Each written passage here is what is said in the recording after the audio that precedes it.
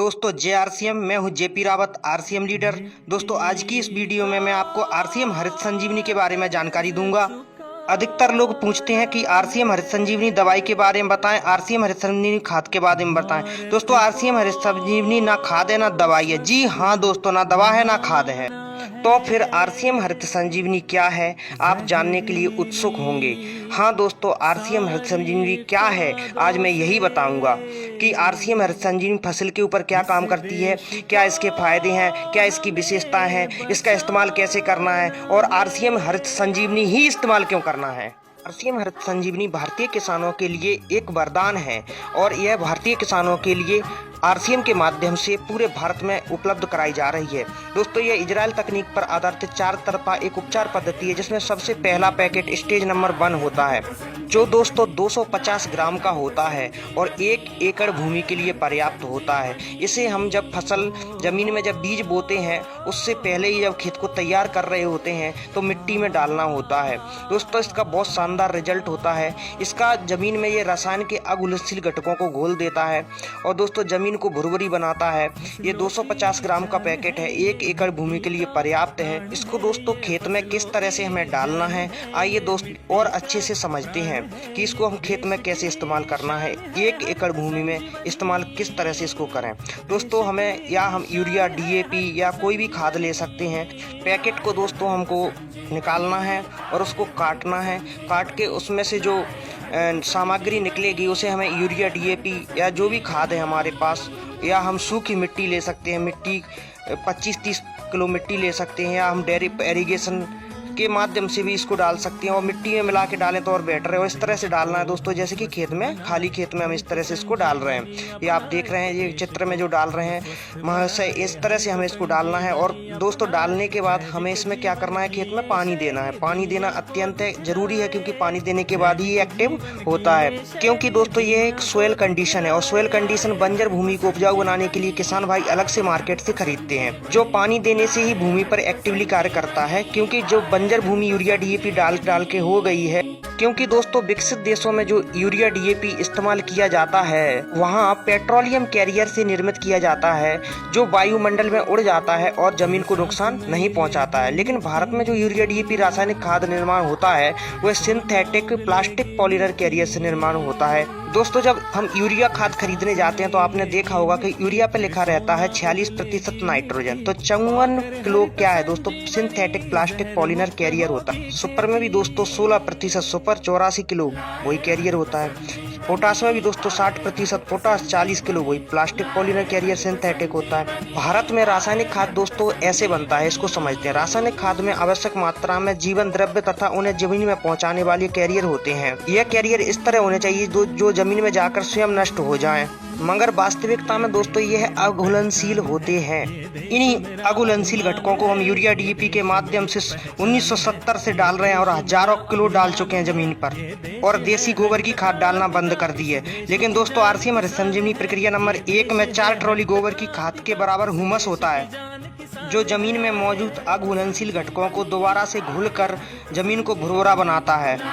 जो सख्त कठोर मिट्टी को भुरभुरा बनाता है वह रसायन के अघुलनशील घटकों को घोल देता है। जमीन में दोस्तों यह नमी को बढ़ाता है जिससे सूक्ष्म जड़ों की वृद्धि होती है। क्या होता है, अधिकतर सख्त भूमि में दोस्तों जो प्राइमरी रूट यानी पौधे की जो मुख्य जड़ होती है वो तो धंस जाती है, लेकिन जो छोटी छोटी सेकंड आसपास की अगल बगल की जो छोटी छोटी जड़ें होती हैं, सेकेंडरी रूट होती है, जो रूट हेयर यानी बालों जैसी पतली पतली जड़ें होती हैं, उनका विकास दोस्तों भुरभुरी जमीन में ही होता है, सख्त जमीन में नहीं होता है दोस्तों। और यही जड़ें पौधों के मुंह होते हैं जो भोजन पहुंचाने का कार्य करते हैं। इसीलिए इस प्रक्रिया को जमीन में डालना अत्यंत जरूरी है, जो कार्बन को बढ़ाता है, सूक्ष्म तत्वों की मदद करता है, नमी को बढ़ाता है, बहुत लाभ पहुंचाता है दोस्तों। अब बात करते हैं दोस्तों प्रक्रिया नंबर यानी पैकेट नंबर 2, 3, 4 के बारे में। इन्हें दोस्तों हम प्लांट ग्रोथ प्रमोटर भी कह सकते हैं और यह प्लांट ग्रोथ प्रमोटर ही हैं। दोस्तों पैकेट नंबर 2 मेटाबॉलिक एक्टिविटी पौधों की पाचन क्रिया को मजबूत करती है। 100 ग्राम का पैकेट है, 100 लीटर में घोलना है। आइए दोस्तों इसको इस्तेमाल करने की तकनीक को और अच्छे से समझते हैं, कैसे इसको इस्तेमाल करना है। पैकेट नंबर 2 को हमको दोस्तों काटना है। दोस्तों 10-10 लीटर करके हमें 10 बाल्टी पानी लेना है, 100 लीटर पानी लेना है, क्योंकि 100 ग्राम का पैकेट है तो 100 लीटर पानी में घुलेगा। 1 ग्राम 1 लीटर पानी में घुलता है। ठीक है दोस्तों, इसको घोल बनाना है। घोल बनाने के बाद इसको हमको पौधों पे छिड़काव करना है। बचपन में पौधे की पत्तियां पौधों के लिए हृदय का कार्य करती हैं, जो प्रकाश संश्लेषण की क्रिया से पौधों को भोजन प्रदान करती हैं। इस उपचार पद्धति में मौजूद ऑर्जिनोन जैसे एमिनो एसिड्स पौधों की पत्तियों को प्रकाश संश्लेषण की क्रिया तथा पौधे को जोड़ों को और पत्तों को मजबूती प्रदान करता है। अब जानते हैं पैकेट नंबर 3 यानी प्रक्रिया नंबर 3। तो दोस्तों यह पौधों की श्वसन प्रणाली यानी सांस लेने की शक्ति को मजबूत करता है। दोस्तों पौधों की सांस लेने की शक्ति जब मजबूत हो जाती है तो वो अच्छे से कार्य करती है। आइए प्रक्रिया नंबर 3 को कैसे इस्तेमाल करना है इसको भी समझ लेते हैं।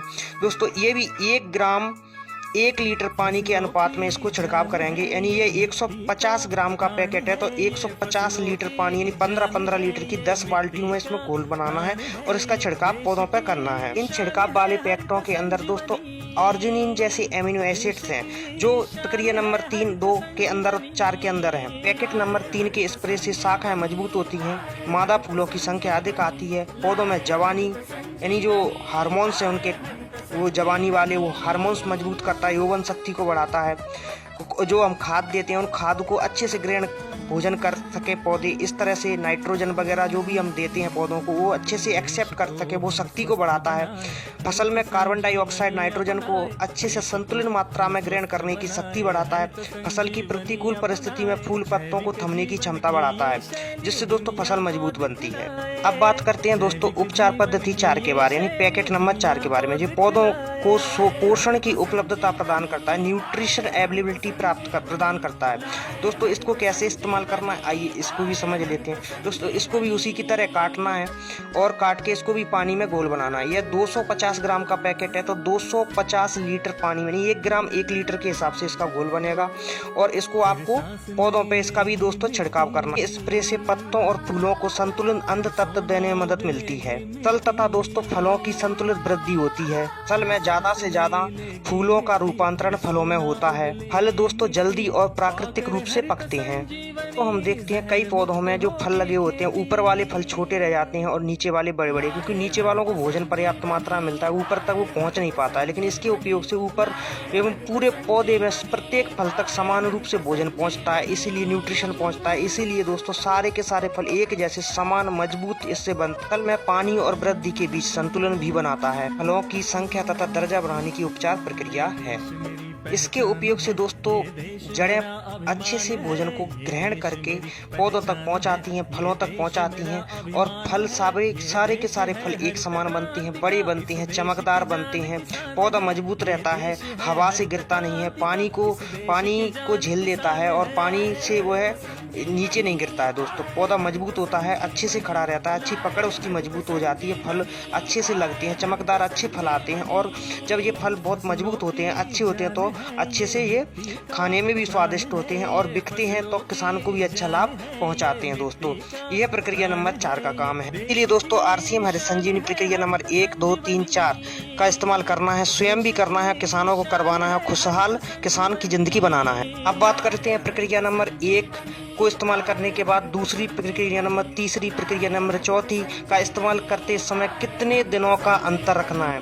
तो दोस्तों इसकी जानकारी के लिए जब आप हरित संजीवनी का पैकेट खरीद के लाएंगे तो उसमें एक चार्ट निकलेगा, उसमें एक पर्चा निकलेगा। उस पर्चे पर सारी जानकारी दी हुई है कि प्रत्येक पैकेट को दूसरे पैकेट को डालते समय, चौथे तीसरे को डालते समय कितने दिन का हमें अंतर रखना है। और ध्यान यह रखना है कि छिड़काव करते समय खेत में नमी होना आवश्यक है। सुबह 11 बजे तक तथा शाम 5 बजे के बाद ही छिड़काव करें। दोस्तों आरसीएम हरित संजीवनी ही इस्तेमाल क्यों करें? तो दोस्तों आरसीएम हरित संजीवनी हमें इसलिए इस्तेमाल करना है क्योंकि जो ऑर्गेनिक प्रोडक्ट है इसके इस्तेमाल से दोस्तों 40% तक रासायनिक दवाइयाँ, कीटनाशकों की बचत होती है। धीरे धीरे यूरिया, डीएपी, सुपर, पोटास आदि खाद दोस्तों कम होता चला जाता है। इसलिए दोस्तों हमें इसको इस्तेमाल करना है और मानव, पशु, पक्षी, पर्यावरणों के लिए ये पूरी तरह सुरक्षित है। वैसे भी दोस्तों रासायनिक खाद के उपयोग से मानव शरीर पर बीमारियां बढ़ी हैं। जमीन भी लगातार बंजर, बीमार होती जा रही है। धरती माता, भारत माता को स्वस्थ करने के लिए, मानव शरीर, जीव जगत की सुरक्षा के लिए आरसीएम हरित संजीवनी ही इस्तेमाल करें। लागत कम है, मुनाफा ज्यादा है, इसीलिए आरसीएम हरित संजीवनी ही इस्तेमाल करना है। धन्यवाद दोस्तों, जय आरसीएम। अधिक जानकारी के लिए आप JP Rawat RCM leader Facebook page को लाइक करें, शेयर करें, फॉलो करें, अधिक से अधिक फैलाएं।